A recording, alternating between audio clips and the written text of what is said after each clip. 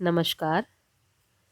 कक्षा 10वीं के पाठ्यक्रम में व्याकरण में रचना के आधार पर वाक्य भेद है और रचना के आधार पर वाक्य 3 प्रकार के होते हैं, जिसको विस्तृत रूप से हम सब इसके पहले की वीडियो में पढ़ चुके हैं और उसका लिंक हम आपको इस वीडियो के डिस्क्रिप्शन बॉक्स में आप उसको देख सकते हैं। और हमारी समझ से रचना के आधार पर वाक्य भेद, सरल, संयुक्त और मिश्र वाक्य, ये आपको बहुत अच्छे से समझ में आ गया होगा। उसके बाद इसके बहुविकल्पीय प्रश्न देखिए।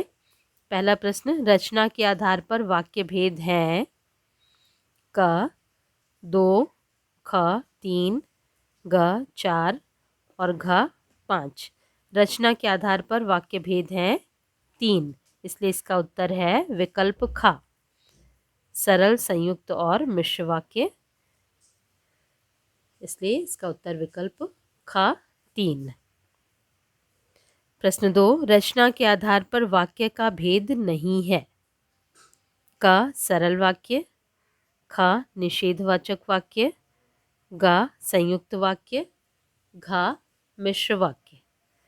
रचना के आधार पर वाक्य के भेद हैं सरल, संयुक्त और मिश्र वाक्य। निषेधवाचक वाक्य ये रचना के आधार पर वाक्य का भेद नहीं है, इसलिए इसका उत्तर है विकल्प ख। प्रश्न 3, जिस वाक्य में एक ही मुख्य क्रिया होती है उसे कहते हैं क, सरल वाक्य, ख, संयुक्त वाक्य, ग, मिश्र वाक्य और घ, उपवाक्य। जिस वाक्य में एक ही मुख्य क्रिया होती है उसे सरल वाक्य कहते हैं, इसलिए इसका उत्तर है विकल्प क।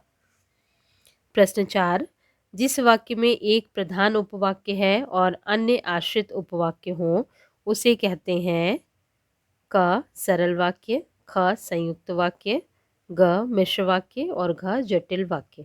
जिस वाक्य में एक प्रधान उपवाक्य और अन्य आश्रित उपवाक्य हो उसे मिश्र वाक्य कहते हैं, इसका उत्तर है विकल्प ग।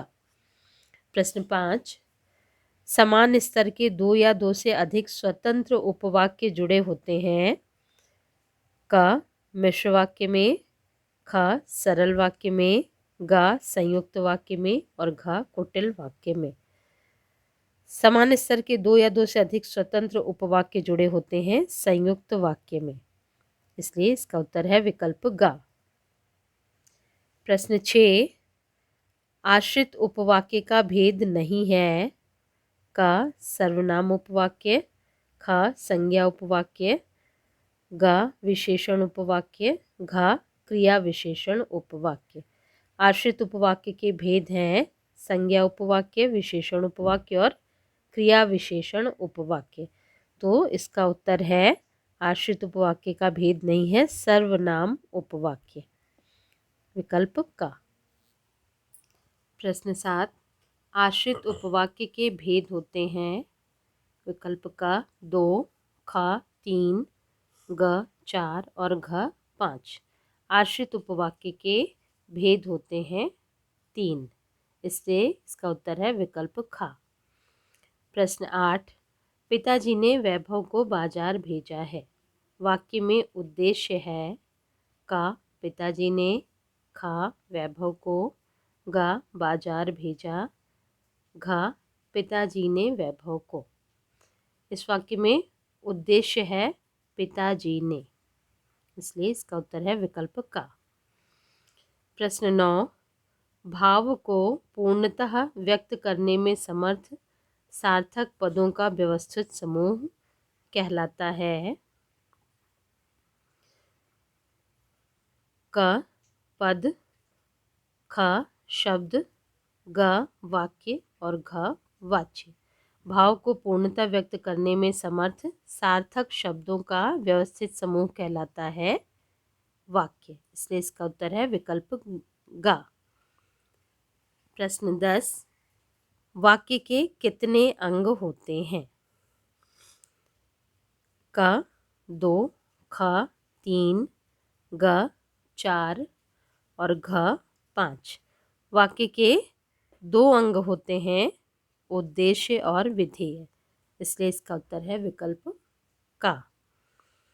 प्रश्न 11, वाक्य में जिसके विषय में बात कही जाती है उसे कहते हैं क क्रिया, ख उद्देश्य, ग कर्म और घ विधेय। वाक्य में जिसके विषय में बात कही जाती है उसे कहते हैं उद्देश्य। इसलिए इसका उत्तर है विकल्प ख। प्रश्न 12 विधेय के अंतर्गत नहीं आता। क क्रिया और क्रिया का विस्तार, ख क्रिया का पूरक, ग कर्म और कर्म का विस्तार, घ कर्ता और कर्ता का विस्तार। विधेय के अंतर्गत कर्ता और कर्ता का विस्तार नहीं आता है, इसलिए इसका उत्तर है विकल्प घ। प्रश्न 13 वाक्य की विशेषता नहीं है। क वाक्य पदों का सार्थक समूह होता है, ख वाक्य अपने आप में पूर्ण होता है, ग वाक्य में प्रयुक्त पदों का कोई निश्चित क्रम नहीं होता, घ वाक्य में प्रयुक्त पदों में अर्थ प्रदान करने की योग्यता होती है। क, ख और घ ये तीनों ही वाक्य की विशेषता को बता रहे हैं, इसलिए इसका उत्तर है विकल्प ग। वाक्य में प्रयुक्त पदों का कोई निश्चित क्रम नहीं होता, ये वाक्य की विशेषता नहीं है। वाक्य में प्रयुक्त पदों का एक निश्चित क्रम होता है, इसलिए इसका उत्तर है विकल्प ग। प्रश्न 14 वाक्य के दो अंग हैं, क शब्द और पद, ख उद्देश्य और विधेय, ग कर्ता और क्रिया, घ कर्ता और कर्म। वाक्य के दो अंग हैं उद्देश्य और विधेय, इसलिए इसका उत्तर विकल्प ख। प्रश्न 15 वाक्य में उद्देश्य के विषय में जो बात की जाती है वह कहलाता है क क्रिया, ख विधेय, ग कर्म, घ कर्ता। उद्देश्य के विषय में जो बात की जाती है वह कहलाता है विधेय। प्रश्न 16 मेरी बहन श्रद्धा बहुत अच्छा गाती है। वाक्य में विधेय है क मेरी बहन, ख श्रद्धा, ग बहुत अच्छा। प्रश्न 16 इसका विकल्प ग बहुत अच्छा गाती है, घ गाती है। मेरी बहन श्रद्धा बहुत अच्छा गाती है वाक्य में विधेय है बहुत अच्छा गाती है, इसलिए इसका उत्तर है विकल्प ग। प्रश्न 17 मेरे जीवन का लक्ष्य है कि मैं अध्यापक बनूं। वाक्य में रेखांकित है, रेखांकित यानी अध्यापक बनूं। ये है क संज्ञा उपवाक्य, ख विशेषण उपवाक्य, ग क्रिया विशेषण उपवाक्य, घ सर्वनाम उपवाक्य। अध्यापक ये संज्ञा शब्द है, इसलिए ये है संज्ञा उपवाक्य, विकल्प का। प्रश्न 18 मैं वहीं जा रहा हूँ जहाँ से तुम आए हो। वाक्य में आश्रित उपवाक्य है का वहीं जा रहा हूँ, ख जहाँ से तुम, ग मैं वहीं जा रहा हूँ, घ जहाँ से तुम आए हो। इसमें आश्रित उपवाक्य है जहाँ से तुम आए हो। उत्तर है विकल्प घ। प्रश्न 19 भविष्यवाणी है कि आज वर्षा होगी।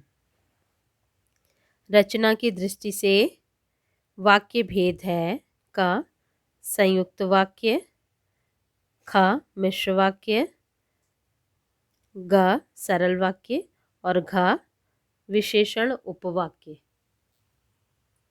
इसका उत्तर है मिश्र वाक्य।